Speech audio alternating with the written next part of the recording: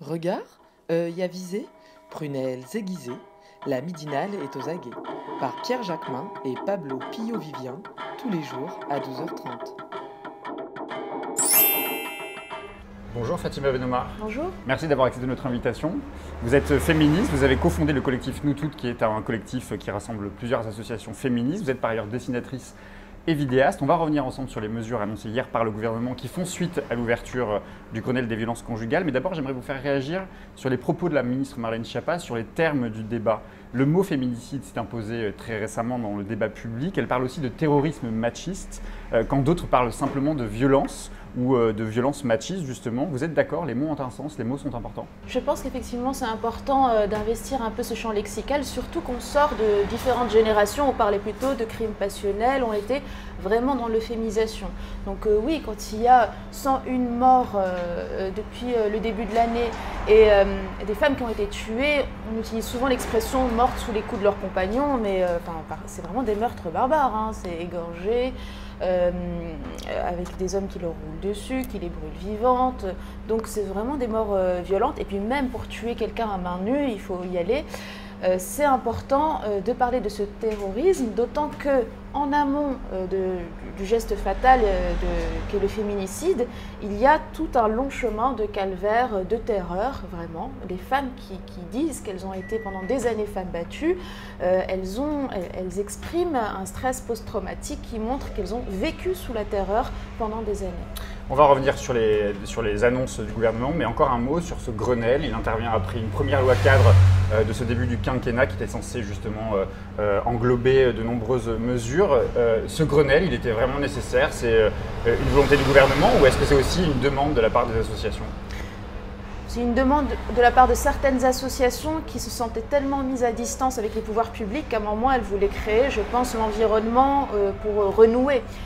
Pour vous donner un peu des billes, lors du précédent quinquennat, Laurence Rossignol, qui était à l'époque ministre des Droits des Femmes, nous recevait une fois par mois en réunion toutes les associations féministes pour nous entendre. On n'a jamais eu ça sous l'ère Macron avec Marlène Schiappa.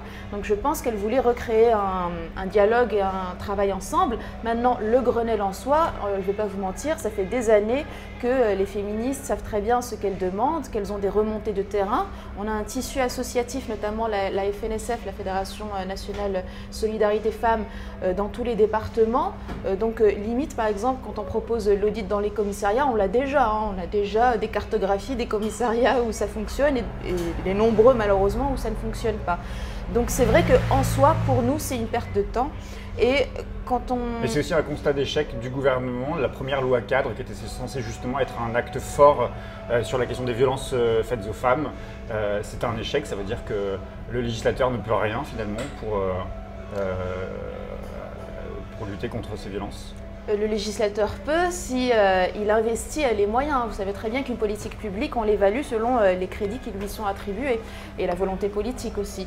Moi, en novembre 2017, j'étais à l'Élysée avec Emmanuel Macron qui avait rassemblé les associations féministes pour, par exemple, leur dire solennellement et sous les applaudissements: je suis pour un âge minimum de consentement pour qu'au-dessus d'un certain âge, on ne puisse même pas partir du principe qu'une gamine était consentante à un rapport sexuel.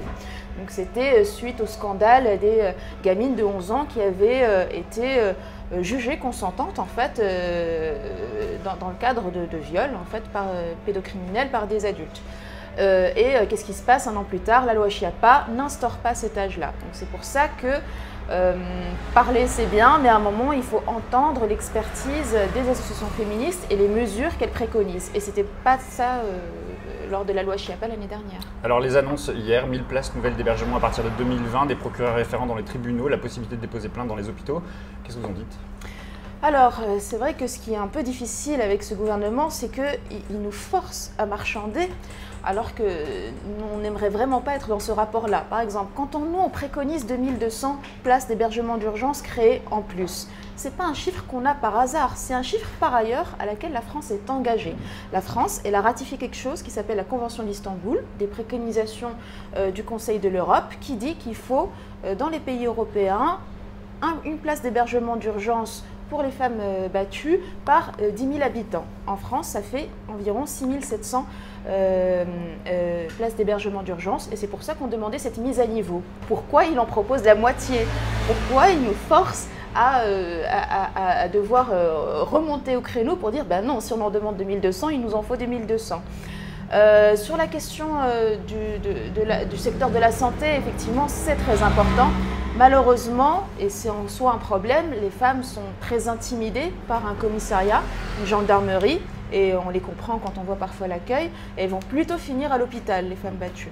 Et c'est pour ça que c'est important d'avoir un vrai plan de détection avec la formation des personnels de la santé, hein, ils ne peuvent pas improviser ça, pour détecter une femme battue. Alors, parfois c'est très simple, hein, parfois elles ont une trace de main sur le visage et on les laisse repartir chez elles parce qu'elles se sont dit qu'elles se sont cognées contre un placard.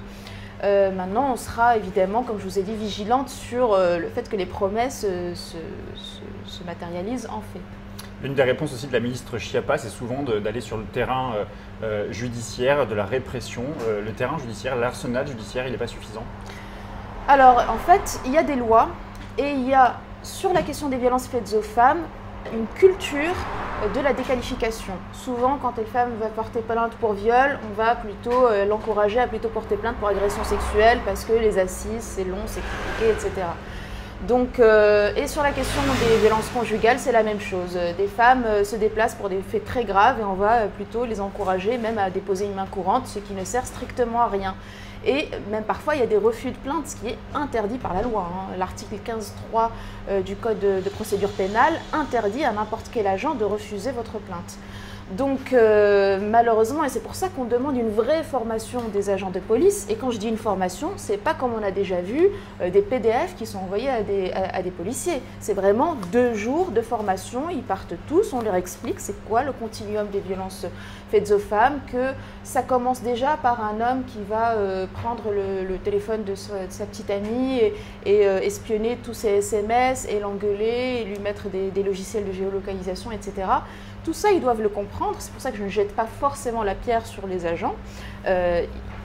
Ça ne s'improvise pas et ça demande de l'argent. Former tous les personnels du secteur de la police, de la santé, de la justice, la magistrat, etc., ça demande un investissement. C'est pour ça que quand on demande de l'argent, c'est pas juste pour demander de l'argent, c'est pour budgéter une volonté politique et un acte des pouvoirs publics. Un mot aussi sur les décisions de justice, sur les peines. Quand on voit par exemple le maire de Cabourg jugé pour violence conjugale qui a été condamné à 3 mois de prison avec sursis sans même avoir une peine d'inéligibilité, qu'est-ce que ça dit de la justice sur la question des violences faites aux femmes? Ça dit une euphémisation, c'est-à-dire qu'il faut bien comprendre dans quel environnement en fait on vit. Là déjà il a été condamné, parce que la plupart des cas qu'on a, c'est des classements sans suite.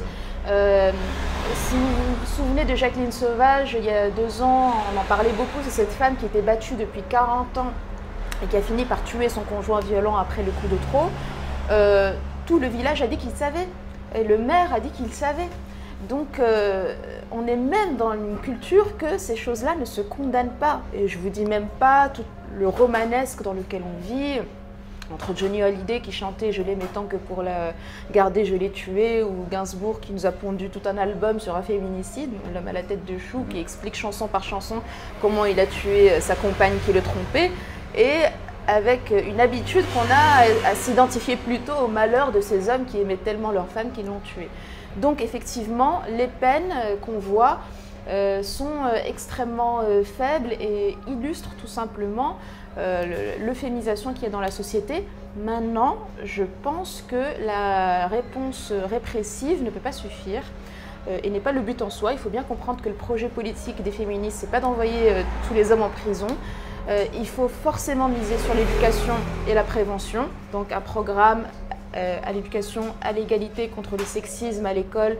Qu'est-ce que le consentement, qu'est-ce que l'abus de pouvoir, quel est le système d'emprise et d'appropriation de l'autre qu'il faut décortiquer, et l'accompagnement et le suivi des hommes violents. Un homme violent, c'est pas parce qu'on l'enferme pendant 5 ans en prison qu'il en sortira débarrassé de ses démons 5 ans plus tard. Donc il y a un travail aussi à faire de suivi psychiatrique, pour décortiquer aussi les schémas machistes dans lesquels se sont enfermés ces hommes, et je suis persuadée qu'on peut rattraper des hommes violents. Justement, tout mettre sur le terrain de la justice, de la répression, c'est sans doute pour évoquer le travail à faire sur le terrain de la prévention, parce que ça coûte de l'argent. Comment vous interprétez cette phrase du Premier ministre interrogé sur ses moyens de sa politique? Je ne me place pas sur ce terrain-là, dit-il. C'est très étrange de la part d'un politique, c'est-à-dire que la politique, c'est la gestion du budget, on investit dans quoi pour obtenir quel résultat. Il ne peut pas ne pas se placer sur ce terrain-là parce que, ou alors il se contente du fait que les associations, avec leurs bénévoles, sont en train de remplir une mission de service public qui d'ailleurs se traduit souvent par des burn-out ou par des associations qui finissent par mettre la clé sous la porte. Et ils se contentent de déléguer ça à des associatives qui y mettent toute leur âme, tout leur temps et tout leur dévouement. Mais ce n'est pas possible. Les associations, elles ont besoin de moyens, elles ont besoin de structures, elles ont besoin pour faire correctement leur travail d'assez d'écoutantes, même d'un local pour être... Et je vous assure que même des écoutantes les plus féministes et les plus formées, les plus dévouées, peuvent même finir par être maltraitantes envers des victimes parce qu'elles sont débordées et parce qu'elles ne sont pas accompagnées. Donc l'argent, ce n'est pas quelque chose d'abstrait. L'argent, c'est ce qui permet concrètement de former les professionnels, de renforcer les subventions des associations, de miser dans des campagnes pérennes de sensibilisation sur la question des violences. Parce que quand on demande des campagnes d'information, ce n'est pas juste appeler le 3919. Et d'ailleurs, c'est très symptomatique. Toute la campagne de communication hier, ça a été appelé le 3919, c'est-à-dire d'individualiser les responsabilités. Vous êtes victime, vous êtes témoin, vous n'avez qu'à appeler le 3919, qui est très bien par ailleurs. Le souci, c'est que les personnes qui font les démarches n'ont pas les réponses institutionnelles. Avec cet exemple, le cas précis d'hier où le président de la République était face à un agent justement qui a refusé d'aller accompagner une femme qui a appelé justement suite aux violences qu'elle avait subies. C'est des cas qui ne sont pas des cas isolés? Oui. De mon expérience, malheureusement, parce que j'ai surtout fait de l'accompagnement des femmes dans les commissariats et les gendarmeries, si une femme n'arrive pas dans un commissariat avec un œil au beurre noir et 3 dents en moins, on ne va pas la croire. Ajoutez à cela qu'une femme qui a été battue depuis des années a des comportements qui peuvent être jugés irrationnels, dont on peut voir qu'elle n'est pas en train d'exprimer ce qu'on est censé attendre d'une femme battue. C'est normal, ça c'est des choses que nous on a analysées, c'est les phénomènes de sidération, de déni. La plupart des femmes, elles vont même dans les commissariats pour dire est-ce que je vis c'est normal. Donc c'est sûr que les agents ils finissent par rentrer dans une habitude de discrédit jeté sur les femmes si ce n'est pas la victime parfaite. Et c'est pour ça qu'on a des accueils tellement terribles. Et il faut savoir que les fenêtres de tir pour sauver une femme battue sont extrêmement minces. Déjà, elles peuvent être amoureuses de l'homme violent, elles peuvent être dans une situation de dépendance économique, et puis à un moment, il y aura l'humiliation de trop, la violence de trop, elle dit « il y en a marre ». Elle va aller dans un commissariat, si jamais elle est mal accueillie, ou si elle va dans une association qui lui dit « on n'a pas assez de lits, on ne peut pas vous héberger », qu'est-ce qui va se passer? Après avoir erré toute la journée, elle va rentrer chez elle, et c'est reparti pour 3 mois, 4 mois, voire peut-être que cette femme, on ne pourra plus jamais la rattraper et la sauver. J'ai une dernière question, Fatima Benoumar, vous venez de parler justement de dépendance économique. Dans les propos de la ministre et même de ceux du Premier ministre, il n'est rarement question, voire jamais question de la place des femmes, de la domination masculine qui s'impose partout dans les lieux de pouvoir, à la télé, dans les fictions, dans les médias, dans l'entreprise, où les femmes sont souvent les plus précaires. Il commence par là aussi le combat des violences conjugales. Alors, non seulement, pour moi en tant que féministe, les violences économiques, c'est une réalité. Il faut savoir qu'en France, parfois on a l'impression que le monde du travail, maintenant c'est un monde mixte et égalitaire. La moitié des femmes en France travaillent dans 11 des 86 catégories socioprofessionnelles répertoriées par l'INSEE.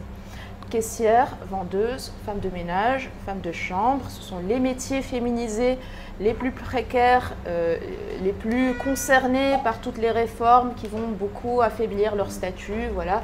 On voit très bien ce qui se passe, par exemple, avec la lutte des femmes de chambre, là, des hôtels Ibis.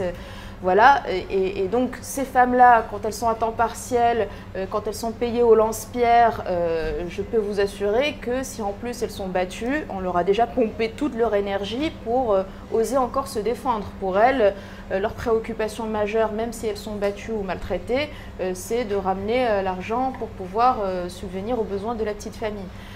Donc c'est sûr que pour moi, et à l'inverse, il y a des femmes qui travaillent et si elles sont battues, elles vont avoir des comportements qui vont être stigmatisés par l'employeur. C'est pour ça qu'il faut responsabiliser les employeurs.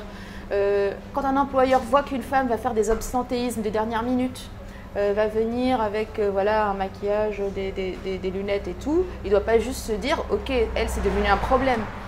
il doit être responsabilisé pour trouver aussi des solutions de détection, d'accompagnement, etc. Donc c'est pour ça que là aussi, la formation de tout ce qui est santé du travail, sur les lieux de travail, de la médecine du travail, c'est extrêmement important sur ces questions-là. Merci beaucoup Fatima Benamar. Merci à vous.